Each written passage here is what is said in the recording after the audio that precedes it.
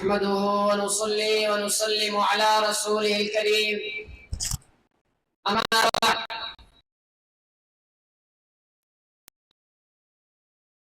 بسم الله الرحمن الرحيم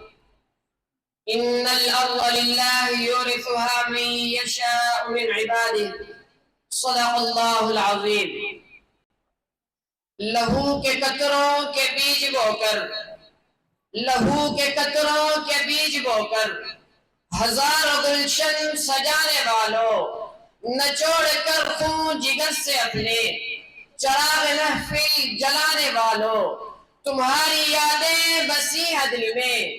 افق کے اس پار جانے والوں سلام تم پر اثر فروشو سردر کی بازی لگانے والوں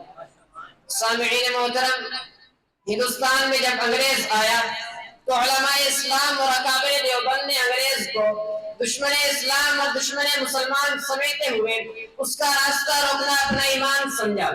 ہندوستان میں انگریز کے ناپاک قدم لگتے ہی ہر طرف ظلم ہی ظلم ہونے لگا اسلام کے خلاف خطرناک سازشیں پڑنے لگی تو ان حالات میں ہندوستان میں انگریز کے خلاف بہت سی تحریکیں علماء اسلام نے چلائی جن میں تحریک بالاکوٹ انگریز اور سکھ مظالم کے خلاف چلائی گئی جس کی قیادت سید احمد شہید رحمہ اللہ اور شاہ اسماعیل شہید رحمہ اللہ نے کی 1857 کی جنگ آزادی کی تحریک چلی تو شاملی کے میدان میں انگریز کے خلاف جہاد کی قیادت کرنے والے حاجی امداد اللہ مہاجر مکی مولانا قاسم نانوتوی مولانا رشید احمد گنگوہی اور عابد ضامن شہید رحمہ اللہ تھے تحریک ریشمی رومال انگریز کے خلاف ایک منظم حکمت عملی سے چلائی گئی تو قیادت کرنے والی شخصیت شیخ الہند حضرت محمود الحسن رحمہ اللہ کی تھی اصول پاکستان کے لیے تحریک پاکستان چلی تو قیادت حکیم الامت حضرت مولانا اشرف علی تھانوی رحمہ اللہ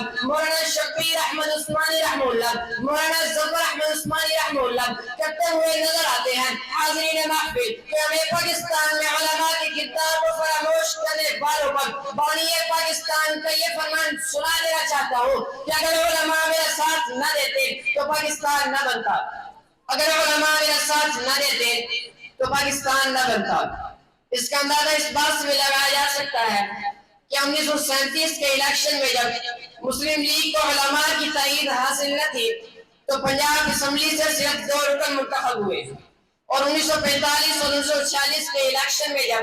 مسلم لیگ کو علماء کی مکمل تائید حاصل تھی تو 100% کامیابی حاصل ہوئی جی ہاں یہ علماء کی قربانیاں تھی جن کا اعتراف آزادی کے موقع پر قائد اعظم رحمہ اللہ نے اس انداز سے کیا کہ مغربی پاکستان میں پتنگ کشائی کے لیے علامہ شبیر احمد عثمانی رحمہ اللہ اور مشرقی پاکستان میں پتنگ کشائی کے لیے علامہ ظفر احمد عثمانی رحمہ اللہ کو منتخب کیا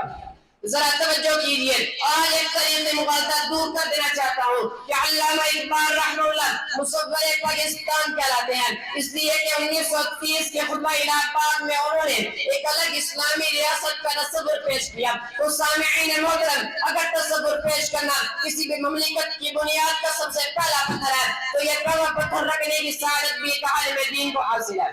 جس کی گواہی مولانا عبد المجید دریابادی رحمہ اللہ نے الفاظ میں دی فرمایا 1928 میں ہم نے حکیم الامت سے یہ الفاظ سنے کہ دل یوں چاہتا ہے کہ ایک خطے پر اسلامی حکومت ہو سارے قوانین احکام شریعت کے مطابق ہو بیت المال ہو زکوٰۃ کا نظام رائج ہو سارے قوانین احکام شریعت کے مطابق ہو لیکن دوسری قوموں کے ساتھ مل کر یہ نتائج کہاں حاصل ہو سکتے ہیں اس کے لیے تو مسلمانوں کی ایک جماعت ہونی چاہیے اور اسی کو یہ کوشش کرنی چاہیے میرے دوستو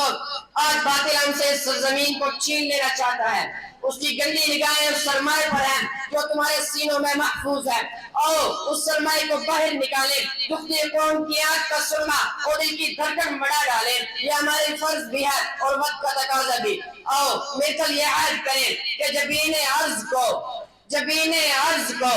بحر درخشاں کر کے چھوڑیں گے ہم ان ذروں کو تاروں سے بھی تابع کر کے چھوڑیں گے ہم ان ذروں کو تاروں سے بھی تابع کر کے چھوڑیں گے وما علینا الا البلاغ